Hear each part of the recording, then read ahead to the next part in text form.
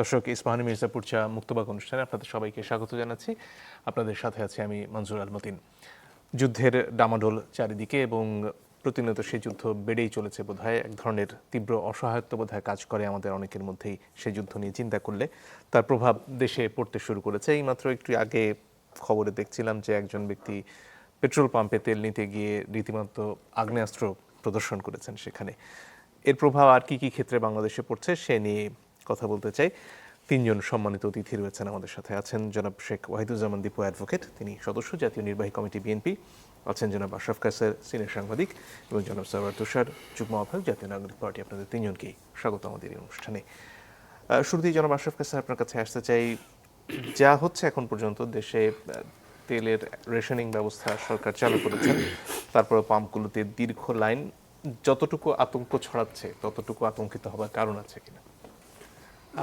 আমি বলবো যে তেলের যে দীর্ঘ লাইন আমরা দেখতে পাচ্ছি এবং যতটা প্যানিকড হয়ে সবাইকে পেট্রোল পাম্প, অকটেন পাম্পের দিকে যেতে দেখছি, এখনই হয়তো পরিস্থিতি ওই জায়গায় যায়নি। কিন্তু যেহেতু আমাদের নিশানাটি দেখা যাচ্ছে, এই জন্য মানুষ হয়তো মনে করছে যে পাম্পে ভরে রাখা। আপনি জানেন যে কেউ কেউ মানে মানে গুদামজাত করারও চেষ্টা করছে, যদিও তেল গুদামজাত করা খুব একটা সহজ এবং নিরাপদ না। তার মানে জনগণ আতঙ্কিত। এখন সরকারকে খুব ভালোভাবে বোঝাতে হবে যে প্যানিক করার কিছু নাই ওই অর্থে। কেননা আমাদের এলএনজি আসছে, আজকেও চিটাগাং পোর্টে এসছে, আরও 4টি জাহাজ আসছে। এই কথাগুলো বলে মানুষকে শান্ত রাখতে হবে। কিন্তু আপনি যদি জিজ্ঞেস করেন যে এই যুদ্ধের প্রতিক্রিয়া বাংলাদেশে কি ঘটবে এবং ঘটবে কি না, অবশ্যই ঘটবে। এবং তার জন্য আপনাকে ঠান্ডা মাথায় প্রস্তুতি নিতে হবে। আপনি উদাহরণস্বরূপ হচ্ছে যে আপনি জানেন যে প্রায় 12টি দেশ এখন যুদ্ধ অবস্থায় চলে গেছে। ইরান যাদেরকে মিসাইল মারছে এবং ইরানের আশেপাশে যারা রয়েছে, কাজেই সেখানে তো আমাদের শ্রমিকদের একটি বড় বাজার রয়েছে যারা আমাদেরকে রেমিটেন্স পাঠান। আমরা এতদিন $33 বিলিয়ন, $32 বিলিয়ন গুনছিলাম। এখন এই শ্রমিকদের আয়ের দিকে আমাদেরকে খেয়াল করতে হবে। আপনি জানেন ইতিমধ্যেই আমাদের শ্রমিকরা লাশ হয়ে বাংলাদেশে ফেরত এসছে। কাজেই আপনার লাশের সংখ্যা বাড়তে থাকবে, তাদের কর্মহীনতা ঘটবে, তারা দেশের দিকে চলে আসার চেষ্টা করবেন এবং চলে আসার পরে আপনাকে রিএমপ্লয়মেন্টের কথাও ভাবতে হবে। এটি গেল হচ্ছে যে মধ্যপ্রাচ্যে যে শ্রমিকদের বাজার আমরা তৈরি করেছি অনেক কষ্টে, সেই বাজারে তাদের ভূমিকা কী হবে। এবার আপনি যদি দেখেন যে তেলের ক্ষেত্রে আপনাকে, আমি সেদিন দেখলাম যে ভারতের কাছেও বাংলাদেশ ডিজেল সহযোগিতা চেয়েছে। এখন ভারত তো রাশিয়া থেকে কম মূল্যে তেল কেনার অনুমতি পেয়েছে মার্কিন যুক্তরাষ্ট্র থেকে। কাজে আমাদের একটি সৌজন্য সম্পর্ক তৈরি করতে হবে এবং শুধু ভারত না, অন্য অনেক তেল রপ্তানিকারক দেশের থেকে আপনাকে তেল আনার ব্যবস্থা করতে হবে। তেলের সাথে আলোচনাটি এই জন্য জরুরি, কেননা আপনার এর সাথে অনেক উৎপাদনের সম্পর্ক আছে। সেই উৎপাদনে কিন্তু একটা বিরাট প্রভাব পড়বে। আপনি বাজারে গেলে টের পাবেন, কখনো যৌক্তিক কারণে, কখনো অযৌক্তিক কারণে। তার মানে অর্থনীতির উপরে একটা বড় প্রভাব পড়বে। সেটি রেমিটেন্সের অঙ্ক কমে যাওয়ার কারণে, সেটি তেলের স্বল্পতার কারণে, সেটি অল্প তেলে বা অনেক উৎপাদন চালু রাখতে গিয়ে উৎপাদনের খরচ বাড়বে, সেই দিকে নজর রাখতে হবে। কিন্তু এই একই সময়ে আপনি খেয়াল করবেন যে অনেক অসাধু মানুষ তাদের একটা জীবনের শ্রেষ্ঠ ব্যবসার সময় মনে করেন।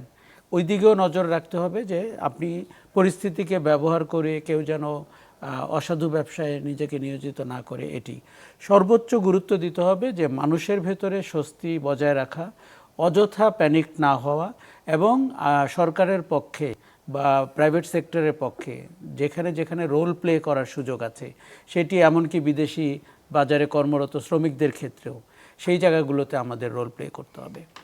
এর পাশাপাশি বিভিন্ন ক্ষেত্রে সিন্ডিকেটের কথা আপনি খানিকক্ষণ আগে উল্লেখ করলেন এবং এর আগে সিন্ডিকেটের সাথে রাজনৈতিক পৃষ্ঠপোষকতা নিয়ে আমরা বিস্তর আলাপ করেছি। এখনকার অবস্থাটা কীরকম? দেখুন, সিন্ডিকেট সব সরকার, রাজনৈতিক সরকার, অরাজনৈতিক সরকার, আধা সামরিক সরকার, সবাই সিন্ডিকেটের কথা বলেছে। কাউকে আমরা দেখিনি যে এই সিন্ডিকেট ভেঙে মানুষের কাছে তার সুফল পৌঁছে দিয়েছেন। তার মানে হচ্ছে যে আমরা মেনে নিলাম যে এই সিন্ডিকেটটি সরকারেরই অংশ এই সিন্ডিকেটটি রাজনৈতিক দলগুলোর অংশ হিসাবেই থাকে, অথবা তারা কোনো না কোনোভাবে প্রভাব প্রতিপত্তি তৈরি করেন। তাকে ভাঙতে গেলে অনেক সময় আমরা দেখেছি সরকার বেকায়দায় পড়েছেন, অচলাবস্থা তৈরি হয়েছে, কোনো একটি আধা সামরিক সরকার বলে থাকেন সিন্ডিকেটের কারণে তাদের বিদায় নিতে হয়েছে। তারা আরও বেশি দিন থাকতে পারতেন, মানুষ অতটা তাদেরকে অপছন্দ করছিল না। তার মানে হচ্ছে যে আপনি যদি এটি না ভাঙতে পারেন, তাহলে জনগণের কাছে আপনি যে সুফল পৌঁছে দেওয়ার কথা বলেছেন, সেটি নির্বাচনের আগে হোক, সরকারি থেকে হোক, সেটি আপনি পারছেন না। শেষ পর্যন্ত তারাই রাজনীতি নিয়ন্ত্রণ করে, তারা বাজার নিয়ন্ত্রণ করে, তারা অর্থনীতি নিয়ন্ত্রণ করে, কখনো কখনো তারাই সরকার নিয়ন্ত্রণ করে। এই কথাগুলো শুনলে রাজনীতিবিদরা মন খারাপ করেন। সরকারে যারা থাকেন তারা বলতে থাকেন আমাদের অনেক ক্ষমতা আছে, কিন্তু আমরা দেখতে পাই যেই ক্ষমতা দিয়ে তিনি জনগণকে ভালো করতে পারতেন, সেই ক্ষমতা হয়তো তার ব্যক্তিগত অভিলাষে ব্যয় করা হয়। এটি বলতে খারাপ লাগে, শুনতে তো আরও খারাপ লাগে, কিন্তু আমরা খুব ভালোভাবে দেখতে চাই। দেখুন, একটা দারুণ ম্যান্ডেট নিয়ে বিএনপি সরকার গঠন করেছে, এত বেশি 2/3 মেজরিটি নিয়ে। তাদের কিন্তু বাজারে আপনার ভারসাম্য বা বৈষম্য দূর করতেই হবে, অসাধু চক্রকে ভাঙতেই হবে। এবং এটি না করলে আপনি পৃথিবীতে এখন যুদ্ধ অবস্থা চলছে অন্তত 4টি জায়গায়, সেই প্রভাব আমরা এখনও কাটিয়ে উঠতে পারিনি। কোভিডের পরে প্রায় 5 বছর চললো এইসবে। আগামীতে ইরানের যুদ্ধ যেদিকে যাচ্ছে, আমার মনে হয় না যে খুব শীঘ্রই সেটি কোনো পূর্ণতা পাচ্ছে, এমনকি ইরান ভিয়েতনাম হয়ে ওঠে কি না, এই কথাও বিশ্লেষকরা বলতে শুরু করেছেন। আমাদেরকে ওইভাবে পরিকল্পনাটি করতে হবে। জনাব দীপু, আপনার কাছে এই পর্যায়ে আসতে চাই। এর আগে বিভিন্ন সময় যখন বৈশ্বিক সংকট দেখা গেছে, বিশেষ করে করোনা মহামারীর সময়, তখন বিএনপির তরফ থেকে এক ধরনের জাতীয় ঐক্যের ডাক দেওয়ার কথা বলা হয়েছে। আওয়ামী লীগ তাতে খুব একটা কান দেয়নি তখন। এখন বিএনপি ক্ষমতায়, এই মুহূর্তে বৈশ্বিক সংকটটা যে পর্যায়ে রয়েছে, বিএনপি জাতীয় ঐক্যের প্রয়োজন মনে করে কিনা? আপনাকে ধন্যবাদ। অত্যন্ত সঙ্গত সময়ের সঙ্গত প্রশ্নের অবতারণা করেছেন আপনি। বাংলাদেশে কেবলমাত্র একটা নির্বাচন এবং নির্বাচন উত্তর একটি সরকার, যে সরকার নেতৃত্ব দিচ্ছে বিএনপি এবং তার সফল প্রধানমন্ত্রী তারেক রহমান সাহেব। আমরা নির্বাচন পূর্ব সময়ে যেমন জাতীয় ঐক্যের কথা বলেছি, আমরা মনে করছি চলমান সময় জাতীয় ঐক্য আনুষ্ঠানিকভাবে ঘোষিত না হলেও অনেকটা বিদ্যমান। এটি কেন? আমাদের দেশের যে রাজনীতিক কালচার গড়ে উঠেছিল দীর্ঘদিন ধরে, তার মধ্যে ছিল বিরোধী রাজনৈতিক দলগুলোর অস্তিত্বকে বিলীন করে দেওয়া। সরকারে যারা থাকেন তারা একচাটিয়ে তাদের দাপটে দেশে সরকার পরিচালনা সহ সামগ্রিক কর্মকাণ্ডের মালিকানা তাদের থাকে। বিরোধী দল বলে যারা থাকেন, বিরোধী অস্তিত্ব যাদের থাকে, সমগ্র অস্তিত্বগুলোকেই তারা বিলীন করে দিতে চান। কিন্তু আপনি দেখছেন 12 তারিখে নির্বাচনের পর 17 তারিখে সরকার গঠন করেই বাংলাদেশে একটি নতুন রাজনৈতিক সংস্কৃতি চালু হয়েছে। বাংলাদেশের মাননীয় প্রধানমন্ত্রী তারেক রহমান সাহেব বিরোধী দলীয় নেতার বাড়িতে গিয়েছেন ইফতার মাহফিল করতে, তার দাওয়াতে গিয়েছেন, এবং বিরোধী রাজনৈতিক দলে যারা যারা আছেন শীর্ষ পর্যায়ের প্রায় তাদের সকলের বাড়িতে গিয়ে শুভেচ্ছা বিনিময় করে এসেছেন। একই সময়ে আনুষ্ঠানিকভাবে এই একদিন পরে যে সংসদ অধিবেশন হবে, সে অধিবেশনে অংশগ্রহণ করার ক্ষেত্রে যে আলোচনা হয়েছিল কিছুদিন পূর্ব পর্যন্ত আমাদের জাতীয় সংস্কার বিষয় নিয়ে, সেখানে বিরোধী দল থেকে ডেপুটি স্পিকার নিয়োগের যে প্রস্তাব, এ প্রস্তাব মৌখিকভাবে বিএনপির পক্ষ থেকে ইতিমধ্যে দেওয়া হয়েছে। ফলে দেশে বিদ্যমান বিরোধী রাজনৈতিক দল, তাদের প্রতিনিধিত্ব, এবং সরকারি রাজনৈতিক দল, তাদের প্রতিনিধিত্ব যৌথভাবে মিলিতভাবে এমন একটি রাজনৈতিক সংস্কৃতি গড়ে তোলার উদ্যোগ গ্রহণ করেছেন, যে উদ্যোগটি দেশের উন্নয়নে, দেশের গণতন্ত্রের স্বার্থে, গণতন্ত্রের প্রশ্নে একটি চমৎকার সৌহার্দ্যপূর্ণ পরিবেশে সরকার এবং বিরোধী দলের যাত্রাকে পরিচালিত করতে চাচ্ছেন। এখানে একটা প্রশ্ন আপনার কাছে, সেটা হচ্ছে এই ধরনের পরিস্থিতিতে তো কেন্দ্রীয় ব্যাংক একটা বড় ভূমিকা রাখে। সেখানে কেন্দ্রীয় ব্যাংকের যে সদ্য বিদায়ী গভর্নর ডক্টর আহসানুল মনসুর, তিনি যে সফলতার সাথে গত 1.5 বছর কাজ করেছেন, তারপরে যে প্রক্রিয়ায় তাকে বিদায় করা হলো, সেটা কি আসলে এক ধরনের আলাপ আলোচনার মধ্য দিয়ে সবাইকে সাথে নিয়ে কাজ করার ইঙ্গিত বহন করে? দেখুন, একটা বিশেষ বিশেষ ক্ষেত্রে বিশেষ বিশেষ স্ট্র্যাটেজি গভর্নমেন্টের থাকবে। আমরা যে সময়গুলো পার করে এসেছি, সময়গুলোকে আপনাকে ভাবতে হবে। আমাদের সকলকে ভাবতে হবে। আমরা একটা স্বৈরাচারী সরকার বিদায়ের পরবর্তী অন্তর্বর্তী সরকারের সময়ে নিয়োগকৃত সকলকেই তার উপরে নির্ভরশীল হতে পারি না। আমাদের সরকারের একটা স্ট্র্যাটেজি থাকবে, যে স্ট্র্যাটেজির জায়গা থেকে তাকে পদক্ষেপ গ্রহণ করতে হবে। যাকে নতুন নেওয়া হয়েছে দেখা যাক না তিনি কেমন পদক্ষেপ গ্রহণ করেন। সবার আগে দেখতে হবে সেটি হচ্ছে সরকার প্রধান। একটি কথা বোধহয় আপনারা শুনেছেন, ৩টি শব্দের একটি সেন্টেন্স গতদিনই বোধহয় উচ্চারিত হয়েছে, চলুন যুদ্ধে যাই। ঘর থেকে বেরিয়ে বাংলাদেশের প্রধানমন্ত্রী তার সহকর্মী এবং নিরাপত্তা কর্মী যারা ছিলেন তাদেরকে নিয়ে সকালে যে নতুন যাত্রাপথ তিনি তৈরি করেছেন ইদানিং, যা আগে কোনো দিন হয়নি, যে সকালে 9টার মধ্যে অফিসে আসতে হবে, সচিবালয় সকাল 9টার মধ্যে মুখরিত হয়ে পড়ে, যা আগে কোনো দিন শোনা যায়নি। দেখা যায় তিনি এই যাত্রাপথে শুরু করলেন, সবাইকে আহ্বান জানালেন আসুন যুদ্ধে যাই। বিষয়টি কী? চলুন যুদ্ধে যাই বিষয়টি কী? দেশ গড়ার একটা যুদ্ধ এখন শুরু করেছেন, যে যুদ্ধে সকলকে অংশগ্রহণ করার জন্য, তার সহকর্মীদের অংশগ্রহণ করার জন্য, তার নিরাপত্তা কর্মীদের অংশগ্রহণ করার জন্য, একই সময় মেসেজটা গোটা জাতির কাছে পৌঁছে দেওয়ার জন্য যে আমরা দেশ বিনির্মাণের একটি লড়াই করছি, যে লড়াইটিতে আমাদের সকলকে অংশগ্রহণ করতে হবে। আসুন সেই যুদ্ধটিতে আমরা একসাথে নাম। ধন্যবাদ। জনাব তুষার, এরই মধ্যে এনসিপির তরফ থেকে জুলাইয়ের যে সংস্কারের আকাঙ্ক্ষা সেটা বাস্তবায়নে কোনো ধরনের ব্যত্যয় ঘটলে রাজপথে যাওয়ার কথাও বলা হচ্ছে। সব মিলিয়ে যে একসাথে চলার যে কথা জনাব দীপু একটু আগেই বলছিলেন, সেটা আপনারা কতটুকু বিশ্বাস করেন? জি, আপনাকে ধন্যবাদ এবং দুই সহ-আলোচককে শুভেচ্ছা জানাই। আমরা তো একসাথে চলার ক্ষেত্রে যে কোনো ক্ষেত্রেই অন্তর্বর্তী সরকার, সর্বশেষ অন্তর্বর্তী সরকার কিন্তু একটা এক্সাম্পল সেট করে দিয়ে গেছে, কিংবা একটা বেঞ্চমার্ক সেট করেছে যে সবাইকে নিয়ে কিভাবে কাজ করতে হবে, সব রাজনৈতিক দলগুলোকে নিয়ে। এই ক্ষেত্রে সবসময় যার হাতে স্টিয়ারিং তাকেই আসলে উদ্যোগটা নিতে হয়। ফলে সরকারকেই এটার প্রধানত আমরা উদ্যোগটা আশা করেছিলাম যে সরকার ইন গুড ফেইথ বিরোধী দল সহ পুরো জনগণকে নিয়ে একসাথে আগাবে। কিন্তু মানে এই যে এখন বলতে হচ্ছে যে রাজপথে আবারও প্রয়োজনে যেতে হবে, এটা তো আমরা বলতে চাইনি এত দ্রুত। সরকারের বয়স এখন 1 মাস হয় নাই, কিন্তু এই 1 মাস হওয়ার আগেই সরকার কিন্তু অনেকগুলো জায়গায় দেখিয়েছে যে তাদের মানে ব্যাড ফেইথটা তারা আসলে প্রকাশ করে ফেলেছে, যে কারণে সরকারের উপর একটা আস্থাহীনতা তৈরি হয়েছে। এর মধ্যে দুটো বড় ঘটনা, অনেক ঘটনা আছে, যেমন ইনস্টিটিউশনগুলো নিয়ে যে খেলাধুলা সরকার করছে, যেগুলো রাষ্ট্রীয় ইনস্টিটিউশন এবং যার ওপর যেগুলো আসলে আমাদের রাষ্ট্রকে টিকিয়ে রাখে, ওই ইনস্টিটিউশনগুলোকে নিয়ে যেভাবে খেলাধুলা করছে বা এক্সপেরিমেন্ট করছে, আমাদের সম্মানিত দীপু ভাইও বললেন কিন্তু যে দেখা যাক না। কিন্তু বাংলাদেশ ব্যাংক কিন্তু কোনো এক্সপেরিমেন্ট করার জায়গা না। বাংলাদেশ ব্যাংকের উপরে একটা দেশের আর্থিক স্থিতি, আর্থিক নিরাপত্তা, জনগণের আস্থা, প্রতিদিনকার প্রাত্যহিক অর্থনৈতিক কর্মকাণ্ড, ম্যাক্রো ইকোনমি, মানে বিদেশি যে বিশিষ্ট যেই দাতা সংস্থাগুলো আছে সবার সাথে লেনদেন, অনেক কিছু ডিপেন্ড করে। এবং এই একটা ক্রান্তিকালে এসে আমাদের মনসুর সাহেব যেভাবে পুরো জিনিসটাকে হ্যান্ডেল করেছিলেন, যেভাবে তিনি পাচারকৃত অর্থ ফেরত আনার জন্য কাজ করছিলেন, সেটাকে অ্যাব্রাপ্টলি যখন এইভাবে কোনো রকমের নিয়ম কারণে তোয়াক্কা না করে, যে সরকারের মুখে আমরা প্রতি মুহূর্তে সংবিধানের কথা শুনছি যে সাংবিধানিক ধারাবাহিকতা, আপনি যখন এই নিয়োগটা অপসারণটা করলেন তখন আপনি কিন্তু দেখাতে পারবেন না যেটা it has any legal ground. কোনো লিগ্যাল গ্রাউন্ড কিন্তু নাই। বাংলাদেশ ব্যাংক অর্ডার 1972-এর অধীনে তিনি নিয়োগ পেয়েছিলেন, এই রাষ্ট্রপতি নিয়োগ দিয়েছিলেন। যখন আপনি অপসারণ করলেন তখন আপনি কিন্তু ইভেন আপনি যে অফিসিয়ালি অপসারণ করেছেন সেটাও আপনি কোথাও বলেন না, আপনি জাস্ট নতুন নিয়োগ দিয়েছেন। এবং সেখানে বাংলাদেশ ব্যাংক অর্ডারে কোন ধারায় তাকে আপনি বাদ দিলেন, কী কারণে বাদ দিলেন, এটা তো আপনার অর্থ মন্ত্রণালয়ে তিনি কোনো সচিব না যে আপনি আপনার পছন্দ মতো তাকে বাদ দিয়ে দেবেন এবং সেখানে স্ট্র্যাটেজি, সরকারের প্রায়োরিটি ইত্যাদি কথা আপনি দোহাই হিসেবে আনবেন।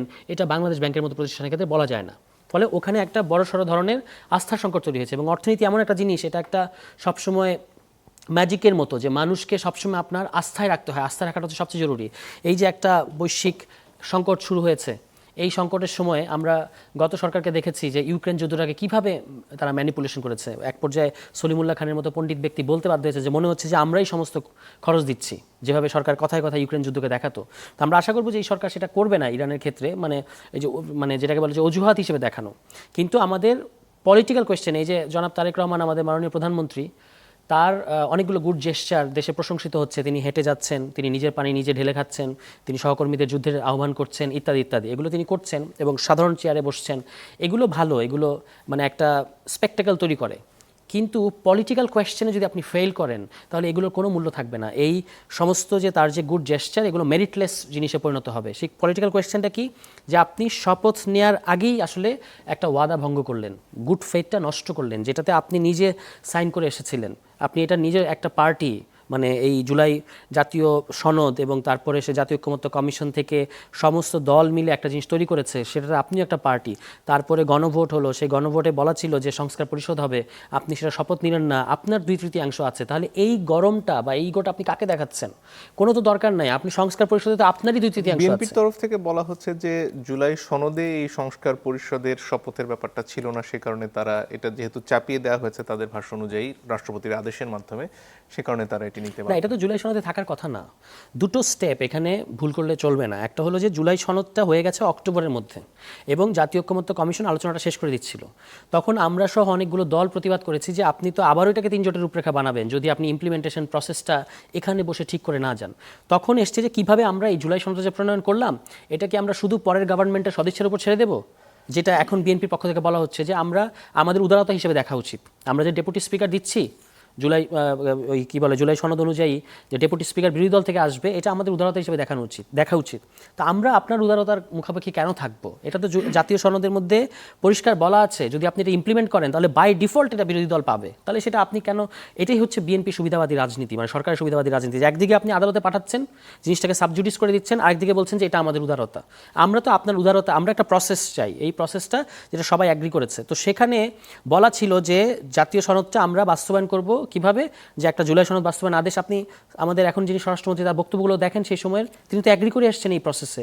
সমস্ত পত্রিকা নিউজ করেছে, আপনার টেলিভিশনে এগুলো লাইভ টেলিকাস্ট হয়েছে।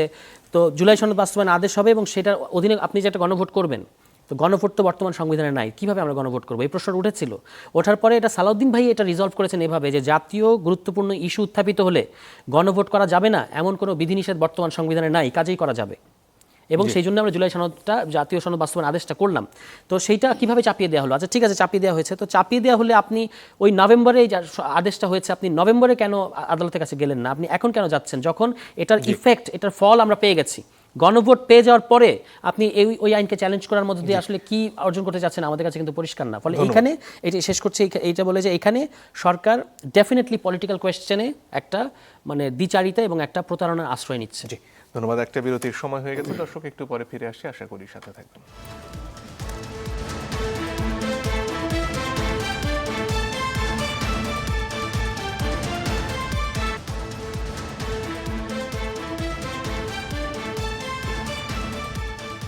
দর্শক, আপনারা দেখছেন ইস্পাহানি মির্জাপুর চা মুক্তবাগ। ফিরে আসবো জনাব দীপু আপনার কাছে। অনেকগুলো অভিযোগ করলেন জনাব সরওয়ার তুষার, বিশেষ করে বিশ্বাস ভঙ্গের এবং এর আগে জেনে বুঝে একটা বিষয় মেনে নিয়ে দীর্ঘ সময় চুপচাপ থেকে নির্বাচনের পরে এসে কেন বিএনপি আজকে এই সংবিধান সংস্কার পরিষদ নিয়ে প্রশ্নগুলো তুলছে। দ্বিচারিতার যে অভিযোগ, এই অভিযোগটি আমরা করব না অন্যরা করবেন না বিষয়ে একটা আলোচনার বিষয়বস্তু দাঁড়িয়েছে। এখানে আদালতের প্রসঙ্গ এসছে এবং অনেকটা ইঙ্গিত করা হয়েছে সরকার এবং বিএনপিকে যে আদালতের সাথে বিএনপি এবং সরকারের একটি সম্পর্ক আছে। আমরা ফ্ল্যাটটি বিষয়টিকে অস্বীকার করি এবং একই সময় আমরা এই কথাটি বলতে চাই, দেশের একজন নাগরিক বা একাধিক নাগরিক কোনো আইনগত বিষয় নিয়ে যদি আদালতের দ্বারস্থ হন, এই বিষয়টিকে বিকৃতভাবে ব্যাখ্যা করে কারো ঘাড়ে তুলে দেওয়া, এটি এক ধরনের গণতান্ত্রিক অধিকার হরণ করার অপপ্রয়াস বলে আমার মনে হয়েছে। এভাবে আলোচনা না করাটা ভালো, সঙ্গত হবে। আমরা মনে করছি জুলাই জাতীয় সনদের বিষয়টি নিয়ে একটি আইনগত বিতর্ক হতেই পারে। সংসদ কেন? জাতীয় সংসদ সমগ্র আইন প্রণয়নের সর্বাপেক্ষা উচ্চতর কেন্দ্রস্থল একটি দেশের, যেটি দেশের গণতান্ত্রিক প্রক্রিয়ায় যে নির্বাচনটি সকলের কাছে গ্রহণযোগ্য মর্মে স্বীকৃত হয়েছে, যে নির্বাচনটিতে জনগণ স্বতঃস্ফূর্তভাবে তাদের ভোট দিয়েছে, যে নির্বাচনটি কাঙ্ক্ষিত ছিল এই দেশের লাখো কোটি মানুষের কাছে, রাজনৈতিক নেতাকর্মীদের কাছে, আন্দোলনরত সমস্ত রাজনৈতিক দলগুলোর কাছে, তারা সে নির্বাচনটিতে অংশগ্রহণ করেছে। সেখানে কিছু বিষয় নিয়ে ঐক্যমত্য হওয়া, দ্বিমত থাকা, নোট অফ ডিসেন্টের কথাটি আমরা ভুলে যাই কেন? অগণিত অসংখ্য বিষয়ের উপরে এই জুলাই সনদের বিষয়বস্তু নিয়ে যেখানে আলোচনা হয়েছে, বিএনপি স্পষ্টত এবং অন্যান্য রাজনৈতিক দলেরও কেউ কেউ নোট অফ ডিসেন্ট দিয়েছেন। এই নোট অফ ডিসেন্টের বিষয়গুলোকে যদি আমরা আলোচনার মধ্যে না আনি এবং এই বিষয়গুলোকে সিদ্ধান্ত হিসেবে গ্রহণ করা হানা ভোট যেটা হয়েছে, এই ভোটে আপনি হলফ করে বলেন তো, আমরা যারা ভোট দিয়েছি এখানে যারা বসা আছি, জুলাই জাতীয় সনদের কোন কোন বিষয়বস্তুর উপরে ভর্তি হয়েছে, কোন কোন বিষয়তে না বলতে হবে আর না বলতে হবে, এই বিষয়টি আমরা কত পার্সেন্ট লোক জানি? আমরা জানি না। আমরা যারা সচেতন অংশ সমাজের তারাও প্রায় কেউ জানি না, কারণ এখানে বসে এটা পড়ে দেখার সময় কারোর জন্য ছিল না, এটা পড়ে দেখার অবকাশও ছিল না। এবং এর পূর্বে যে প্রচারটি হয়েছে তৎকালীন সরকারের পক্ষ থেকে, পারতপক্ষে কোনো রাজনৈতিক দল এটিকে প্রচারও করেনি। যতটুকু প্রচার করেছে সরকারের কিছু মেশিনারিজ এবং ভেরি লিটিল পার্ট যেটা প্রকাশ করা হয়েছে। কিন্তু জনাব তুষার যেটা বলছিলেন যে জুলাই সনদ তো আপনারা জেনে বুঝেই সই করে এসেছেন, আমরা সেখানে সই করেছি বাধাটা যে অংশটুকু, তাতে এই কথাটি নিঃসন্দেহে এইভাবে বলা নাই যে এটি এখানে এইভাবেই অনুমোদিত হয়ে গেল। যদি অনুমোদিত হয়ে যেয়ে থাকে তাহলে এটা সংসদে উত্থাপনের তো আর কোনো প্রয়োজন নাই। সংসদে উত্থাপিত হবে কেন? এই বিষয়গুলো অনুমোদন দেওয়া বা না দেওয়ার বিষয় নিয়ে সেই আলোচনাটা হওয়ার প্রেক্ষিতে তো তৈরি করে দেওয়া হয়েছে এবং সেই সুযোগটি তো সংসদকে দেওয়া হয়েছে। আসুন না, সংসদে বসে সেখানে পক্ষ আছে বিপক্ষ আছে, আলোচনা করুক, তারা দেখুক কোনটি জাতির জন্য মঙ্গল, কোনটি জাতির জন্য মঙ্গল নয়। সনদের মধ্যে যদি কোনো ত্রুটি থেকে থাকে সেটাকেই যে অনুমোদন দিতে হবে, পাশ করতে হবে, এরকম কোনো শর্ত তো সেখানে লিপিবদ্ধ ছিল না। আমরা যদি জুলাই সনদ যখন প্রণয়ন করা হয় তখনকার দীর্ঘ আলোচনার যে বিষয়টি, আমি কাউকে কটাক্ষ করে বলি না, এখানে এমন এমন এমন এমন রাজনৈতিক দলের মত দেওয়ার মতো অনেক নেতারা উপস্থিত ছিলেন যাদের একটি বিষয়ের উপরে সুনির্দিষ্ট ব্যাখ্যা দেওয়ারও অনেকের পুঁথিগত বিদ্যারও ঘাটতি ছিল বলে আমরা মনে করি। তারপরেও একটি বিশেষ ক্ষেত্র এবং প্রেক্ষাপট বিবেচনা করে সকলের প্রতিনিধিত্ব গ্রহণ করে তাদের মতামতকে নেওয়া হয়েছে এবং দীর্ঘদিন বসে বসে এই যে সময়টি অতিবাহিত করা হয়েছে এবং তারপরে যে জুলাই জাতীয় সনদের যে কাঠামোটি তৈরি করা হয়েছে, এটি একটি জাতির জন্য তো ধারাবাহিকভাবে চলতে থাকবে। আমরা আমাদের পরবর্তী প্রজন্মের জন্য, এই প্রজন্মের জন্য এমন কিছু তো করে যেতে পারি না যেটি আমাদের জন্য মঙ্গলজনক নয়, গ্রহণযোগ্য নয়। একটি আবেগ একটি দেশকে পরিচালিত করবে না, দেশকে পরিচালিত করবে বাস্তবতা এবং সেই বাস্তবতার নিরিখেই বিএনপি বিষয়টিকে দেখবে। এখানে যেমন এই বিশ্বাসঘাতকতার শব্দগুলি রাজনৈতিক, এগুলো রাজনৈতিক অভিলাষ পূরণ করার জন্য বলা হয়, ভবিষ্যতেও বলা হবে। যখন যারা যেখানে যে অবস্থান থাকবেন, অবস্থানগত কারণে তারা একটা পক্ষকে বিশ্বাসঘাতক করবেন, আবার দুদিন পরে দেখা যাবে তারাই বলছেন তারা আমাদের বন্ধু। এই জন্য এই কথাগুলো শুধু বলা বাহুল্য। আর জনাব আশরাফ কায়সার, জুলাইয়ের যে পরিবর্তনের অঙ্গীকার যেটা জুলাই সনদে ধারণ করা হয়েছে, সেটার ব্যাপারে বিএনপির যে এই ব্যাখ্যা যে এই পুরো ব্যাপারটাই আসলে সংসদে আলোচনার সাপেক্ষ, সেটার ব্যাপারে আপনি কি মনে করেন? দেখুন, বিএনপি এখন নির্বাচনে বিজয়ী হয়েছে, 2/3 মেজরিটি পেয়েছে। বিএনপি অনেক কথাই বলতে চাচ্ছে এবং বলছে, কিন্তু আপনি যদি নির্বাচনের আগের বাংলাদেশকে দেখেন, গত 18 মাসের বাংলাদেশ এবং বিশেষ করে শেখ হাসিনার আমল, তার পালিয়ে যাওয়া থেকে শুরু করে, তাহলে বিএনপির এই কথা কিন্তু আপনার কাছে প্রশ্ন করতে ইচ্ছা করবে। আমার ধারণা বিএনপির মনে রাখতে হবে সময় এবং অসময় কী জিনিস। আমরা বিএনপির অসময়েও বিএনপিকে দেখেছি। সেই সময়ে তারা 31 দফা সংস্কার প্রস্তাবনা দিয়েছিল। তারা যদি জুলাই সনদের সাথে একাত্মতা নাও ঘোষণা করে, তাদের 31 দফার প্রতি করুক, সেটি তো ঠিক আছে, তাদেরই তো করা। কাজে এখন দেখুন, আপনি কৌশলী হয়ে অনেক কথা বলতে পারবেন, আপনার আপাত দৃষ্টিতে মনে হবে আপনি জিতেও গেছেন, কেননা আপনি ডেপুটি স্পিকারকে বলছেন আপনার উদারতা। আপনাকে এত উদার হতে হবে না, আপনি একটু বাস্তবসম্মতভাবেই কথা বলুন। কারণ গণতন্ত্র বেকায়দায় পড়লে কোথায় থাকে বিএনপি, কোথায় থাকে রাজনৈতিক দল, এটা তো আমরা দেখেছি। ওই অবস্থা যে বাংলাদেশে আর আসবে না তারও কোনো গ্যারান্টি নাই, কিন্তু তার থেকে খারাপও হতে পারে। দেখুন, একটা জিনিস মনে রাখতে হবে, গণ অভ্যুত্থান হচ্ছে আমাদের সবার ভিত্তি, ওখান থেকেই কিন্তু সংস্কার প্রস্তাবনা। এখন আমরা কি বেশি সংস্কারের আলাপ করে ফেলেছি? নেপালের অভিজ্ঞতার পরে, শ্রীলঙ্কার অভিজ্ঞতার পরে এই কথা বাজারে এসছে, যদিও অ্যাপেল টু অ্যাপেল কম্প্যারিজন করা যাবে না, কিন্তু অ্যাটলিস্ট তো তারা 3 মাস 6 মাসের মধ্যে সব কিছু গুছিয়ে এনেছে। আমরা হয়তো পারিনি, আমরা 18 মাস লাগিয়েছি, 7 মাস ধরে চা বিস্কিট খেয়েছি, সংস্কার প্রস্তাবনা করেছি, পুরুষদের মিলনমেলা হয়েছে, 41টা দল গিয়েছিল। এখন কিন্তু আপনি যদি কিছুক্ষণের জন্য বিএনপি বা এনসিপি বা জামাতের দৃষ্টিতে পরিস্থিতিটাকে না দেখে একজন নাগরিকের দৃষ্টিতে দেখুন, তিনি কি পেলেন? শেখ হাসিনা পালিয়ে গেলেন, একটি নির্বাচন হলো, বিএনপি ক্ষমতায় আসলো। এর জন্য কি 1400 লোক জীবন দিয়েছে? এর জন্য কি 27,000 লোক পঙ্গু হয়েছে? I don't think so. তার মানে বিএনপিকে প্রশ্ন করতে হবে মানুষের মনের আশা আকাঙ্ক্ষাটি কী। আশা আকাঙ্ক্ষাটি হচ্ছে আপনি রাষ্ট্রের সংস্কার করবেন, আশা আকাঙ্ক্ষাটি হচ্ছে পার্লামেন্টকে কার্যকর করবেন, বিরোধী দলকে ডিসেন্ট স্পেস দিবেন, সাংবিধানিক প্রতিষ্ঠানগুলো দলীয় কর্মীদেরকে বা স্থাবকদেরকে নিয়োগ দেবেন না। এইটি বিএনপি হারে হারে জানে এর পরিণতি কি হয়। সেই কাজ যদি তারা আবার করে তাহলে কিন্তু তাদের পরিণতি আমরা এখনই বলে দিতে পারবো। শুনতে খুব খারাপ শোনাবে, মনে হবে যে 1 মাসের মধ্যে সমালোচনা হচ্ছে। দেখুন, বাংলাদেশ ব্যাংকে যেভাবে নিয়োগ করেছেন এবং যাকে নিয়োগ করেছেন এবং যেই ভদ্রলোককে আপনি আনসেরিমনিয়াসলি বিদায় দিয়েছেন, এটি কি 5ই আগস্ট পরবর্তী রাজনীতির সাথে যায়?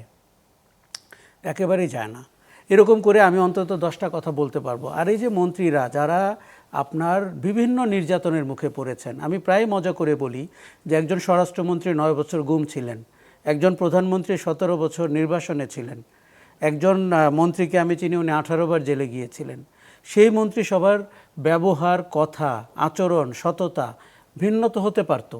এখন আমরা যদি লাগাম টেনে না ধরি মন্ত্রীদের কথা, সেই কথা কিন্তু জানেন আপনি বাতাসে ভেসে বেড়ায়, কখনো কখনো পরবর্তী প্রজন্ম কিংবা তারপরের প্রজন্ম জানতে পারবে।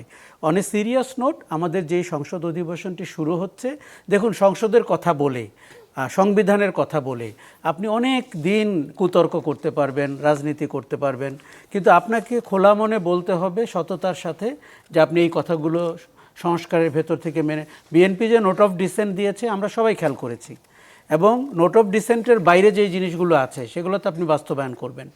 এখন সংস্কার পরিষদের শপথ আপনি নেননি, তাহলে গণভোটের রায়টি বাস্তবায়ন হবে কিভাবে?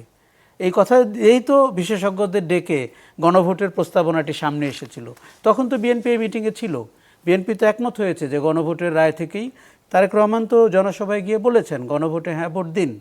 তাহলে কেন বলেছেন? এই হ্যাঁ ভোট দিয়ে বিএনপি কি করবে? এখন মাঠ পর্যায়ে অনেকে না ভোটের পক্ষে বলেছেন, সেটিও আমি জানি। আমাদেরকে দেখুন একটা জিনিস মনে রাখতে হবে, আমরা একটা নতুন বাংলাদেশ গড়ার স্বপ্ন দেখছি, যেই বাংলাদেশে শেখ হাসিনা এবং তার টপ কমান্ডাররা এবং আওয়ামী লীগের সন্ত্রাসীরা আর রাজনীতিতে ফিরবে না। কিন্তু আপনাকে খুব খেয়াল রাখতে হবে আপনার রাজনীতি কি সেই ফিরে আসার পরিবেশ তৈরি করছে কিনা। আমি শুধু সরকারের কথা বলছি না, আমি হঠকারী বিরোধী দলের কথাও বলছি, যদি তারা হঠকারিতায় বিশ্বাস করেন। আপনি বাংলাদেশের মানুষ একটা প্রগতিশীল গণতান্ত্রিক সামনের দিকে তাকানো রাজনীতি দেখতে চাচ্ছে। এখানে সমস্যা হচ্ছে আপনি একবার চেয়ারে বসে গেলে এরপরে আপনি মতলব পাকাতে থাকেন কি করলে এই চেয়ার চিরস্থায়ী হবে। শেখ হাসিনা দেখিয়েছিলেন সবচেয়ে কুটিল এবং জটিল পার্টটা, তার পরিণতি আমরা দেখেছি। কাজে আপনি এই সংবিধান এবং সংসদের মানে ক্ষমতা এবং সীমাবদ্ধতা সবই আমরা জানি, এখানে নতুন করে বলার কিছু। কিন্তু রাজনৈতিক সদিচ্ছা বলে একটি বিষয় আছে। আপনি কি পলিটিক্যাল কলটা নিতে চান কিনা, আপনি কি সংস্কারের কল নিতে চান কিনা। ইনফ্যাক্ট বিএনপি নতুন ইনোভেশন নিয়ে আসতে পারে যে আমরা সংস্কার করব, এইভাবে করব।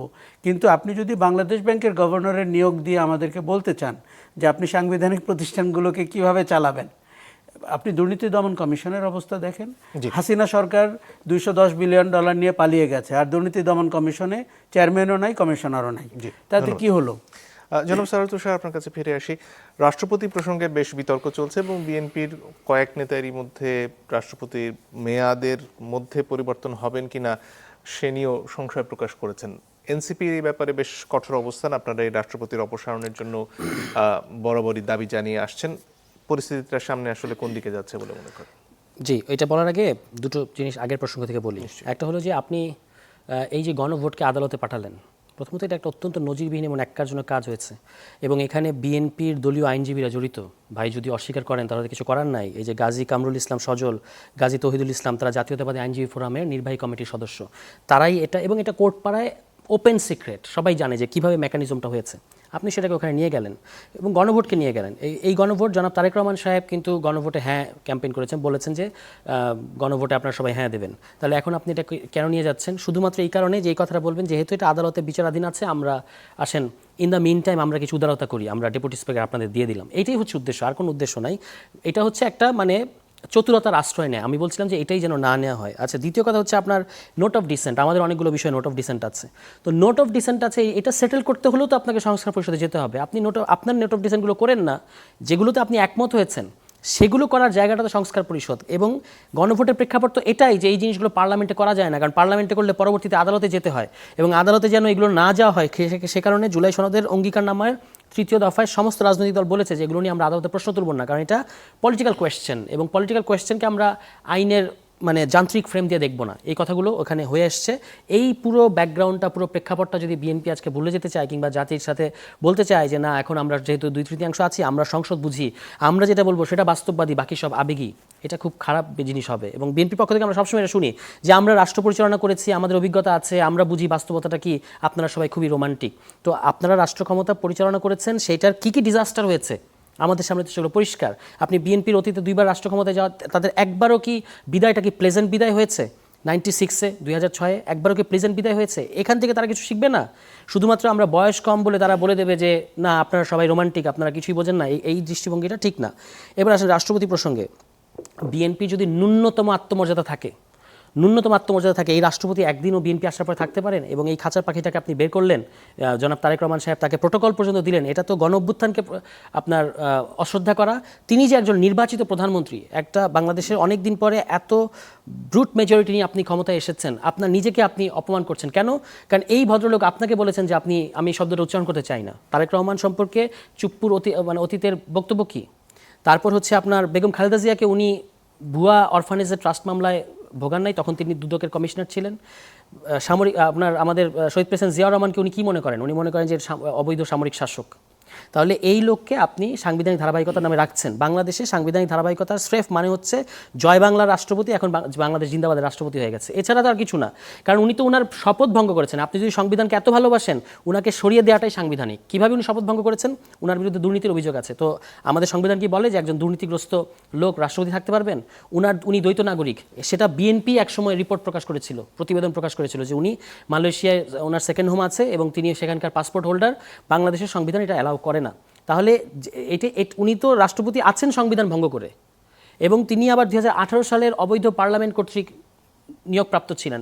এই সমস্ত গ্রাউন্ডে তাকে সরিয়ে দেওয়াটাই ছিল সাংবিধানিক, এবং তাকে যে রেখে দিয়েছে বিএনপি এটা হচ্ছে, এবং যেভাবে তারা যান্ত্রিকভাবে মেয়াদের প্রশ্ন তোলে যে এটা সংবিধানে ওনাকে 5 বছর রাখতে হবে, তো এখন তো মানুষ যখন পাল্টা বলবে যে ওই শেখ হাসিনার পার্লামেন্টেরও 2029 সাল পর্যন্ত থাকার কথা, তখন আপনি কীভাবে উত্তর দেবেন? ফলে সংবিধান নিয়েও বিএনপি যেভাবে ব্যাখ্যা করতে চায়, এটা অত্যন্ত যান্ত্রিক এবং অত্যন্ত, আমি বলবো যে মানে সরল একটা ব্যাখ্যা তারা দিতে চায়, যেটা মানুষ কিন্তু সাথে সাথে প্রশ্ন করবে যে আপনি তাহলে জাতির পিতার প্রতিকৃতি রাখেন আপনার মাথার উপরে, এটা তো সংবিধানে বলে দেওয়া আছে, আপনি এখানে সংবিধান ভঙ্গ করছেন কেন?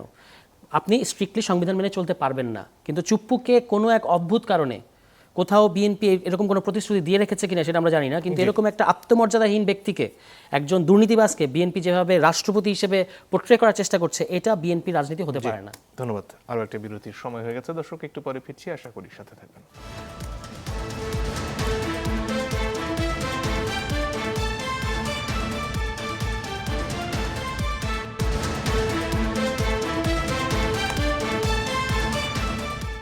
দর্শক, আপনারা দেখছেন ইস্পাহানি মির্জাপুর চা মুক্তবাগ। জনাব দীপু, আপনার কাছে ফিরে আসবো। রাষ্ট্রপতি প্রসঙ্গে আসলে বিএনপির অবস্থানটা কি?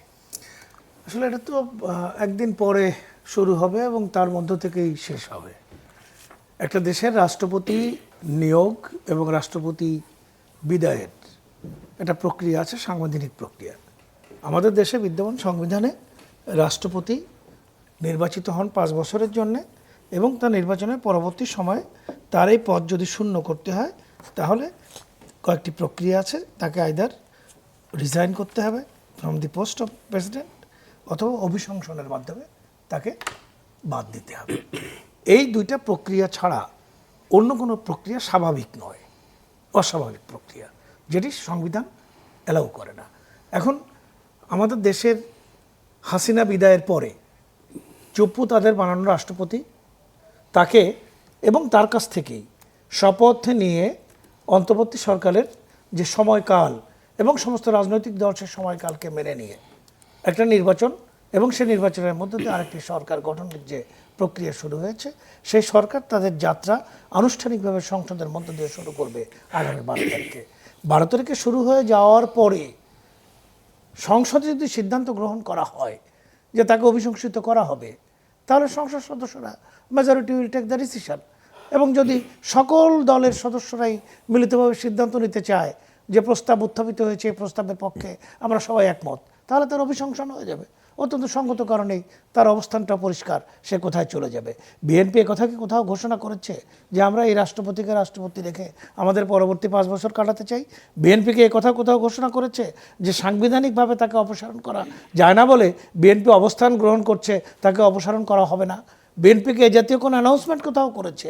বিএনপির কোনো দায়িত্বশীল নেতাকে কোথাও বলেছে যে আমরা মির্জা ফখরুলের যে বক্তব্যটা, আমি ঠিক ব্যক্তিগত সম্পর্কে ব্যক্তিগতভাবে জানি না তিনি কি বলেছেন, তবে সাংবিধানিক কোনো দোহাই যদি তিনি দিয়ে থাকেন তাহলে ইয়েস, তাহলে নিঃসন্দেহে সংবিধানই তো তাকে পথ দেখিয়ে দেবে তাকে অভিশংসিত করা হবে কি হবে না।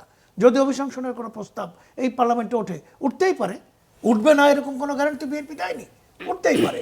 এবং যদি তখন ওঠে, কারণ রাজনীতির তো একেবারে সোজা সাপটা কোনো সহজ পথ দিয়ে এগিয়ে যায় না, যাবেও না। সে একজন রাষ্ট্রপতি হিসেবে বসে আছে, so long he is remaining as the president of this country, তাকে প্রাতিষ্ঠানিকভাবে সম্মান করতে হবে। তাকে সম্মান না দেওয়াটাই মনে হয় অসাংবিধানিক। তাকে সম্মান না দিয়ে যদি তিনি তাকে স্যালুট না করতেন, আমাদের প্রধানমন্ত্রী যদি তাকে প্রোটোকল না দিতেন, সেটা এক ধরনের বেয়াদবি হতো একটি প্রতিষ্ঠানে। রাষ্ট্রপতিকে প্রধানমন্ত্রী প্রোটোকলটা দেন, পরের দিন দিলেন কেন? এটা প্রধানমন্ত্রী প্রথম দিনের ইয়েতে যেখানে গিয়েছিলেন শহীদ মিনারে, হ্যাঁ দেখছি, শহীদ মিনারে যেখানে গিয়েছেন নিয়মটা তো তাই, রাষ্ট্রপতির মতো যান, প্রধানমন্ত্রীর মতো যান, সেপারেটলি যান, তারা তো দুজনে একসাথে যান না। পরবর্তী দিনের যে প্রক্রিয়াটি ছিল জয়েন্টলি যাওয়ার প্রসেস ছিল, যেখানে তারা কবরস্থানে গিয়েছেন। এটা তো আগের কোনো রেওয়াজও না, বনানী কবরস্থানে এই শহীদদের বিডিআর কবরস্থানে যাওয়ার কোনো রেওয়াজ এর আগে তো কেউ করে নাই। পিলখানা হত্যাকাণ্ডের পরে আনুষ্ঠানিকভাবে সরকারের কোনো লোকই কোনোদিন যায় না ওখানে। তারেক জিয়া আপনি পিলখানার ওই ঘটনাকে স্মরণ করতে গেলেন, বনানী কবরস্থানে নিয়ে গেলেন আওয়ামী লীগের রাষ্ট্রপতিকে। এটা নিয়ে যাওয়ার নয়, রাষ্ট্রপতি বাংলাদেশের, আর কোন আওয়ামী লীগের রাষ্ট্রপতি। আপনি যেভাবে বললেন যে রাষ্ট্রপতি উনি সাংবিধানিকভাবে যতদিন আছে সম্মান করতে হবে, এটা মানে তো এই না যে আমরা দুর্নীতিবাজকে সম্মান করব, যার দ্বৈত নাগরিক এবং যিনি যার বিরুদ্ধে প্রমাণিত দুর্নীতির অভিযোগ আছে তাকে সরিয়ে দেওয়াটাই সাংবিধানিক বিষয়। ধরেন একজন রাষ্ট্রপতি আছে আমাদের, এখন তার বিরুদ্ধে তার মিড পর্যায়ে এসে একটা দুর্নীতির অভিযোগ এসেছে, আমরা কি তাকে মানে প্রক্রিয়া মেনে সরাবো না? এবং সরানোটাই তো সাংবিধানিক, না সরানোটাই তো মানে সংবিধান সম্পর্কে একটা অপব্যাখ্যা। এবং বিএনপির মহাসচিব যদি দায়িত্বশীল না হন, আর কে দায়িত্বশীল? তিনি তার জায়গা থেকে বলেছেন যে উনার তো এখনো মেয়াদ আছে, এখন এইসব কথা উঠছে কেন? ঠিক আছে, তো এই সমস্ত জায়গায় একদিকে বিএনপির সংবিধান সম্পর্কিত বোঝাপড়া একেবারেই আমার কাছে শ্যালো মনে হয়, এবং দ্বিতীয়ত হচ্ছে এটা হচ্ছে একটা রাজনৈতিক ডিমেনশিয়া মনে হয় যে বিএনপি যদি মিনিমাম আত্মমর্যাদার শহীদ প্রেসিডেন্ট জিয়াউর রহমানের ওই বিএনপি হয়, তাহলে কোনোভাবেই এই রাষ্ট্রপতি বিএনপি আসার পরে এতদিন থাকতে পারতো না। অন্তত তারা কথাটা তুলতো যে আমরা তাকে প্রথম অধিবেশনে অভিশংসন করবো, সেই কথা তো আমরা কোথাও দেখছি না। বরং তাকে আসলে এক ধরনের গ্লোরিফাই করা হচ্ছে ওই ভাষণ দিতে দেওয়ার কারণে। কিন্তু তাকে উচিত ছিল অভিশংসনের প্রস্তাব ওঠানো। বিএনপির কোনো এমপিকে, একজন মর্যাদাবান এমপি আমরা পাই নাই যিনি বলেছেন যে আমি এই অভিশংসনের প্রস্তাবটা উঠাবো। এটা আপনি জানেন যে একজনকে লিখিত প্রস্তাব দিতে হয়, তারপর সেটা নিয়ে সংসদ 2/3 যদি মেনে নেয় তখন তার অভিশংসন হবে। কিন্তু একজন মর্যাদাবান এমপি আমরা পেলাম না, এটা আমাদের জন্য দুঃখজনক। যারা বলবেন যে আসলে তাকে আমরা সরিয়ে দেওয়ার প্রক্রিয়া শুরু করব, সেটা তারা বলেন নাই। দেখুন, আমাদের দুর্ভাগ্য হচ্ছে আজকে এই আলোচনাগুলো এভাবে করতে হচ্ছে।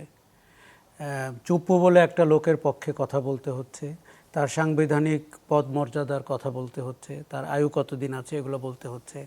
জুলাই আগস্টে যারা রাজপথে জীবন দিয়েছে তারা নিশ্চয়ই পৃথিবীতে অন্য কোথাও হাসছে আমাদের দিকে তাকিয়ে।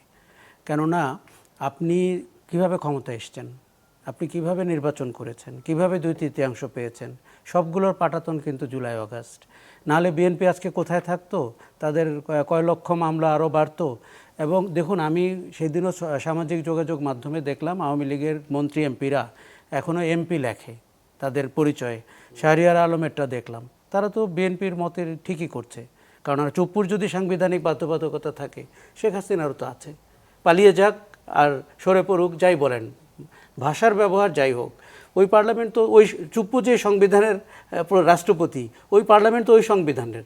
অতএব আরাফাত অথবা শাহরিয়ার আলমরা যে এমপি লেখে সেটা নিশ্চয়ই বিএনপি সমর্থন করবে। এই ধরনের কুযুক্তি দিয়ে আপনি যখন দেখেন রাজনীতি সোজা পথে যাবে না, কিছুটা বাঁকা হবে, এটা আমরা সবাই বুঝি। কিন্তু আপনি একেবারে ঘুরিয়ে মানুষকে বোঝানোর চেষ্টা করবেন যে তার যেটা বলার সেটা সে বলতে পারবে না, এটি কিন্তু ভালো রাজনীতি না, এটি কুরাজনীতি। এবং কুরাজনীতির পতন কিন্তু অত্যন্ত ভয়াবহ হয়। তখন তারা টের পেতে শুরু করেন কেন এরকম ঘটলো। দেখুন, চুপ্পুকে পৃথিবীর কোনো মানদণ্ডে নৈতিক স্খলনের জন্য অভিশংসন ছাড়া আর কোনো পথ খোলা নেই আপনার সামনে। এখন আপনার দলের ভেতরে কে রাষ্ট্রপতি হবে তার প্রতিযোগিতা থাকতেই পারে। আমি বিএনপির অনেক ডিজার্ভিং ক্যান্ডিডেটকে মনে করি রাষ্ট্রপতি হওয়া উচিত। দীর্ঘদিন দল চালিয়েছেন, দল ভাঙতে দেননি, নির্যাতনের মুখোমুখি হয়েছেন, শহীদ মিনারের ফুটপাতে বসেছিলেন, এরকম নেতাদেরকে আমরা দেখেছি। আজকে তো শহীদ মিনারে গেলে মনে হয় আওয়ামী লীগ বলে কিছু নেই, পুরোটাই বিএনপি। দুইজন লোক দাঁড়িয়েছিল, তার একজন সহকর্মী আর উনি। কাজে আপনি রাষ্ট্রপতি দাঁড় করার মতো আপনার ক্যান্ডিডেট আছে, তাকে রাষ্ট্রপতি করে বাংলাদেশকে এই লজ্জা থেকে আপনাকে মুক্ত করতে হবে। দেখুন, কিছু জিনিস তরুণরা ভুল করেছে, 5ই আগস্টে বড় ভুল হয়ে গেছে। এই সরকারের কাঠামো, বঙ্গভবনে শপথ নেওয়া, চুপ্পুর অধীনে শপথ নেওয়া, সবই ভুল হয়েছে। এবং ওই সময় যারা আইন পরামর্শ দিয়েছেন বা যারা নিজেদেরকে আইনজ্ঞ মনে করেন, তারা তাদের স্বার্থটা দেখেছেন, কে উপদেষ্টা হবেন সেটি আগে নিশ্চিত করেছেন। ওই চক্করের পরে তরুণদের নৈতিক স্খলনও ঘটেছে। গত নির্বাচনের আগে তারা জামাতের সাথে গেছে, তারা অনেক যুক্তি দেখাতে পারবে, কিন্তু বাংলাদেশের মানুষের আশা আকাঙ্ক্ষার প্রতিনিধিত্ব এনসিপি কতটা করেছে, বিএনপি কতটা করেছে, সময় পরিষ্কার বলে দিবে। হিস্ট্রি ড্রাফট করছে আমাদের রোল। আপনি ঠিক 10 বছর পর এই টেবিলে বসলে আমাদের 3 জন বা 4 জনের অবস্থা আপনি মজা করে দেখতে পাবেন কোথায় দাঁড়িয়েছি। কাজে আমার মনে হচ্ছে যে বাংলাদেশের এই নৈতিক স্খলন এবং এই যে রাষ্ট্রপতি বলে প্রতিষ্ঠানটিকে নষ্ট করা, একজন দুর্নীতিবাজ লোককে রেখে দেওয়া এবং সংবিধানের দোহাই দিয়ে, এখন আপনি বেছে বেছে সংবিধানকে দোহাই দেন। আপনি অন্যান্য সংবিধান যখন বলে যে আপনি সাংবিধানিক প্রতিষ্ঠানগুলোকে কি করে নির্বাচিত করবেন, তখন আপনি সংবিধান শোনেন না। কার কোন পরিচিত ওই লোককে গভর্নর বানাবেন। দুর্নীতি দমন কমিশনের জন্য আপনি লোক খুঁজতেছেন, দলীয় লোক কাকে পাওয়া যায়। বাংলাদেশ বিএনপিকে রাষ্ট্র শাসনের অধিকার দিয়েছে, কিন্তু দলীয়করণের অধিকার দেয় নাই। ন্যাক্কার দলীয়করণের তো দেয়ই নাই। এই মেসেজ যদি বিএনপি না বোঝে, এই দুর্ভাগ্য, এই দুঃখ নিয়ে বেঁচে থাকা কঠিন হবে। ধন্যবাদ আপনাদের তিনজনকেই। দর্শক, আপনাদেরকে ধন্যবাদ জানিয়ে আজকের মতো বিদায় নিচ্ছি।